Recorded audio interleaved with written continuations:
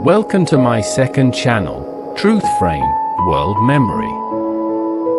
Here, I strive to revisit some of the most significant, yet often forgotten, frames of truth from global history. If you followed my journey through TBK's Truth Frame, Sri Lanka's violent history, I invite you to continue your support and encouragement by subscribing to this new chapter. Together, let us honor memory, uncover truth, and give voice to the stories the world must not forget. Episode 1: The Last Days of Hitler, Truth in the Shadows. I was born in 1944, less than a year before the Second World War ended. The world I entered was still trembling from the shock waves of a conflict that claimed over 70 million lives.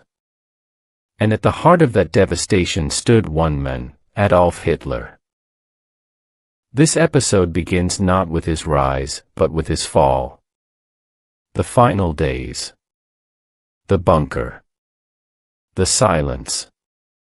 The unanswered questions.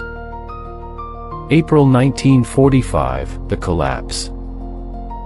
By April 1945, Nazi Germany was crumbling.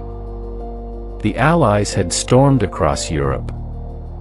The Soviets were closing in on Berlin. Hitler, once the orchestrator of a 1,000-year Reich, had retreated into the Führerbunker, a concrete tomb beneath the Reich Chancellery. He was 56 years old. Paranoid. Frail. Isolated. His empire was reduced to rubble, and his generals were either dead, defected, or disillusioned. On April 20th, his birthday, Soviet artillery began bombarding Berlin. 10 days later, Hitler married Eva Braun in a brief, surreal ceremony. She had been with him for years, but now, in the shadow of defeat, they sealed their fate. April 30th, 1945, death in the bunker. At approximately 3:30 p.m. on April 30th, Hitler shot himself in the head. Eva Braun took cyanide. Their bodies were carried outside, doused in petrol, and burned, just as Hitler had instructed. The next day, German radio announced his death. But the truth was already tangled. The mystique and the myths. The Soviets, who recovered the charred remains, released conflicting reports. Stalin himself promoted the idea that Hitler had escaped, a deliberate disinformation campaign to sow confusion. For years, conspiracy theories flourished, that Hitler fled to Argentina, that he lived in secret, that the body was never found. But forensic evidence, including dental remains matched to Hitler's records, confirmed his death. Still, the mystique endures. Why? Because Hitler's death was not just the end of a man. It was the symbolic collapse of a regime built on lies, terror, and genocide.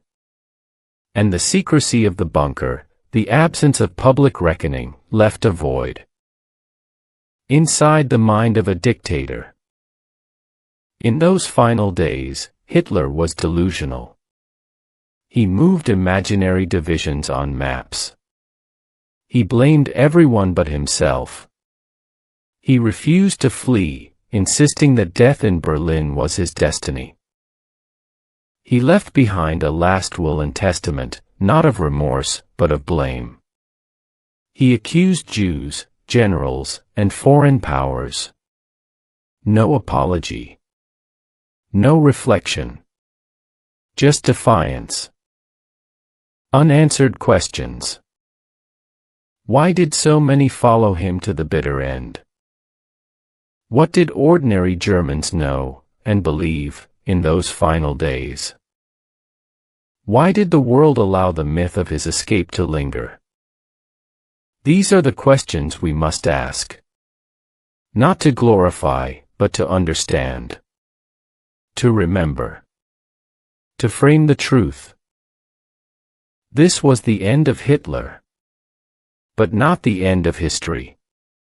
In the episodes to come, we will revisit the forgotten truths, the erased voices, and the turning points that shaped our world. This is Truth Frame, World Memory.